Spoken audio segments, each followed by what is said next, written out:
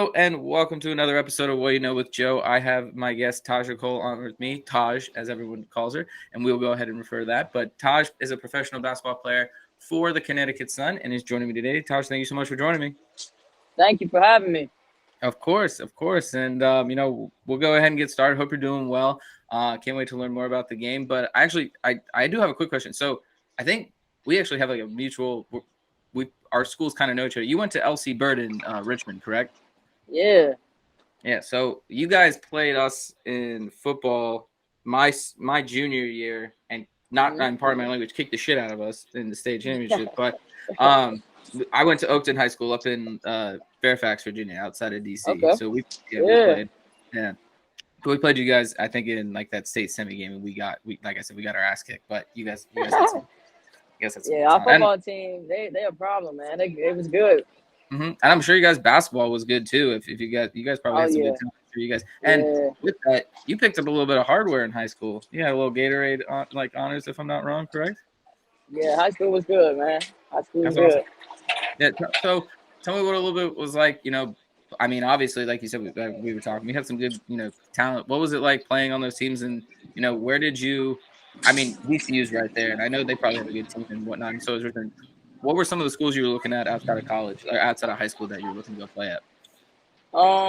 Growing up, I never wanted to play on the top team in the state or whatever. Like I went to LC Bird, it was my zone high school. Like my parents, they had their own AU team. Like I didn't want to play for Boo Williams or Fairfax Stars. I just wanted to, I'm like a home kid, I feel like I work hard enough to get offers and things by just playing for the local team. So I did that early on in my high school career, and the offers was rolling in. But everybody was saying I could get more if I joined an EYBL team or if I go to a private school or something like that. So I end up joining Boo Williams and Fairfax growing up, and that was when the offers really started rolling in. And I had a lot of the top schools, all the schools, except for UConn that we've seen in the Sweet 16 this year. So I've had all of those. Yeah, it was a journey. Yeah, and I know you had some transfers going on, but you first ended up with Louisville, correct? Yeah, I committed to Louisville my junior year of high school. I loved it. Gotcha. I really, really wanted to go there. They had just won the national championship. I got there, and my teammates were really cool. They were all like way older than me. I was like one of the youngest, but we had the number one recruiting class in the country, so that was pretty cool coming in there. But it just didn't work out for me. Like, right. Thank you. All right. Thank you. Hold on, give me a second. No worries at all.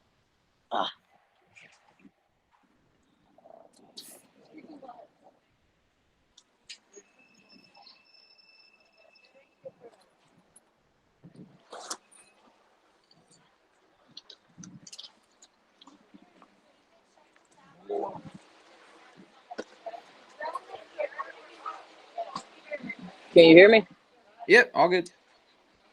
All good. But yeah, so I just wanted a more personable head coach, point guard, tight bond relationship. So I ended up going to Georgia where I got my degree. My coach, she was actually a female. It was her first year at Georgia. And we really clicked well, and I ended up getting my degree, and then I just decided to go home for my last year eligibility that I had and got my master's at Tech. So a lot of people say, man, she transferred, 3 times, but I got 2 degrees, and, it was all worth it. I wouldn't change it. People can say whatever they want, but at the end of the day, you know what you have. And honestly, that's what you have. Those are 3 of the highest, especially like those are Virginia Tech and, Georgia, just from a academic perspective. Those are great schools and great institutions. Those degrees are, a lot of, you work really hard for those. So no, yeah, I mean, people can say what all they want, but it's true and everything, and you can laugh all the way. Right. Exactly. So what, I guess actually with that, what was the furthest you guys made out of all the teams you were on? What was the furthest you made it in the tournament? Or if you guys made it to the tournament? Yeah. So I actually made it to the tournament at all those schools except for Tech. We didn't have the NCAA tournament that year. It was a COVID year. but we Oh, okay. were 21-9, and we were either going to host or we are definitely going. So all those schools I've been to, I made it to the NCAA tournament, which is actually pretty cool. So Yeah, yeah, that's really cool. And yeah. I guess what was out of all your playing days, and I'm learning these are some of like some more fun side of things.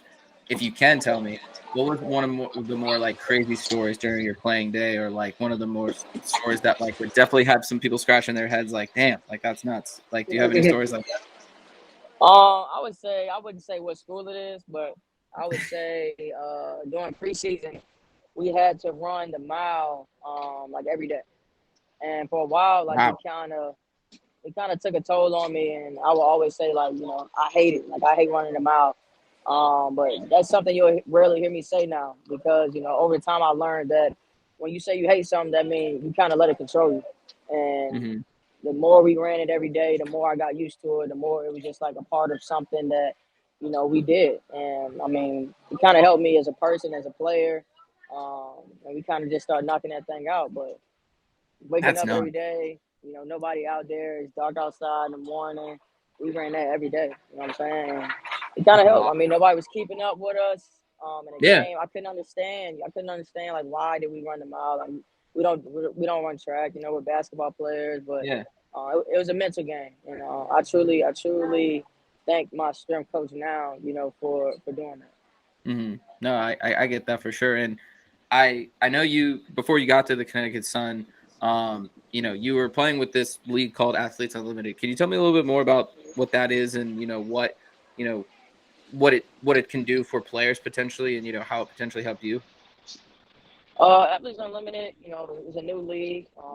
One of the few women's basketball doesn't have a lot of leagues in the states for women Mm-hmm. to show their talents and things like that. So Athletes Unlimited gives you an opportunity to play on national television almost every night. Mm-hmm. The amount of views and amount of people that told me, they seen our game on an airport, they seen it on YouTube, they seen it on CBS, Fox, is amazing, and it all happened, in 1 year.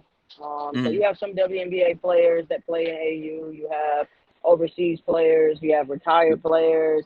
So it's definitely great competition.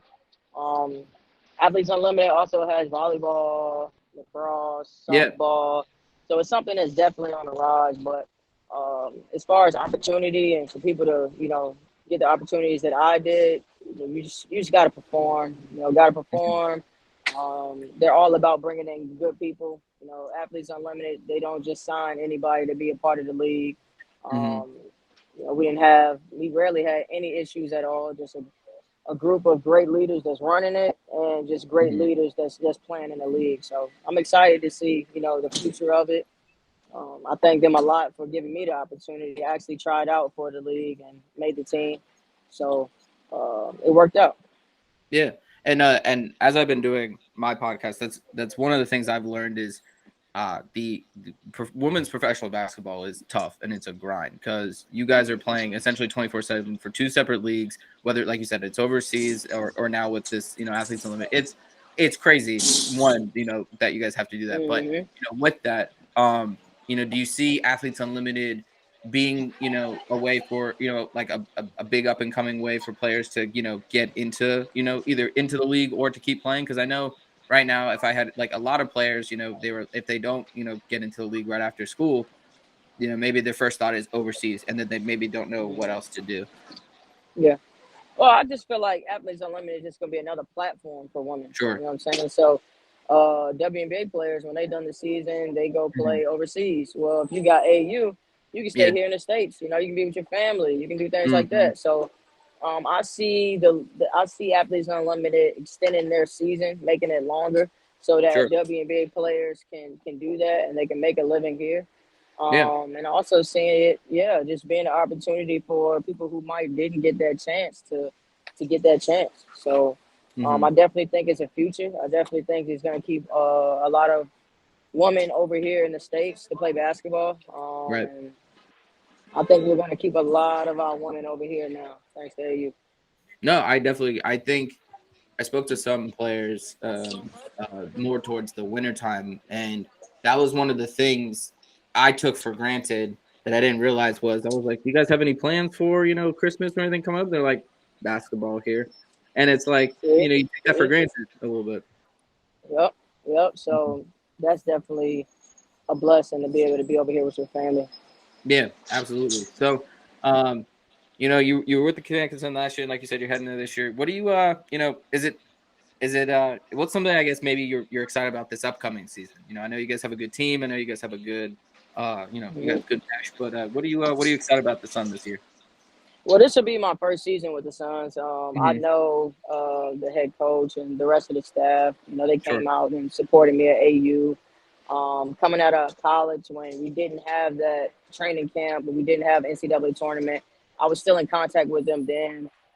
So I'm excited to play for that staff. I think that they're really good people. But most importantly on the team, I would say just to be a point guard, a post player who's the who's the MVP of the league is like, that's pretty big time. For somebody like me who, enjoys getting people the ball. I think I'm just gonna have a really, really great time with playing with somebody like John Cole Jones and the rest of my teammates. We got all stars on our team. We have really, really talented young people like myself on our team. So, and just great people. I think we got great vibes.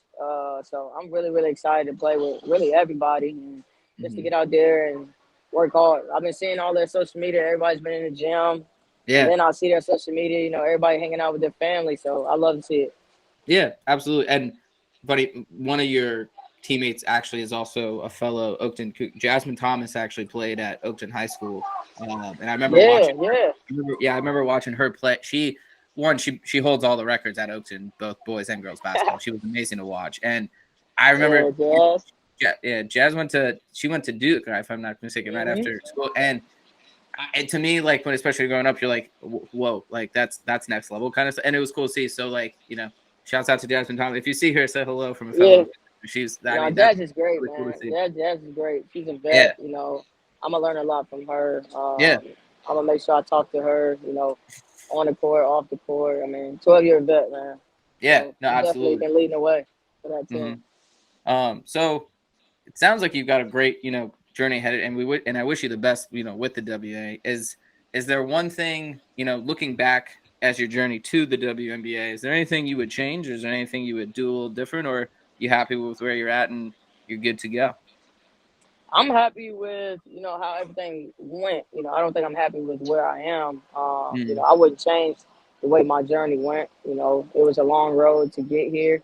Sure. And I just want people to realize that, like you said, a lot of people, they come out of college, they don't get drafted or whatever may happen. And they just think, that's it. Oh, just let me go overseas or let me just be done with basketball. But I just never gave up. I figured out another way to get an opportunity. And I just made sure I was always prepared and ready for when that phone call came. And so, yeah, man.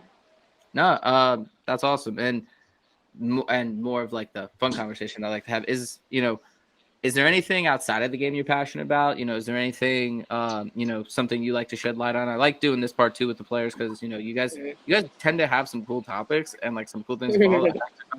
some cool brands, some stuff I kind of want to buy. Is there anything you're really passionate about outside of the game, or anything you wish to, shed some light on? I'm passionate about business, period. I got my master's in like business leadership, and I got my degree at Georgia in communication studies. So I'm all about just how to bring people together, how to create new opportunities, how to develop new things.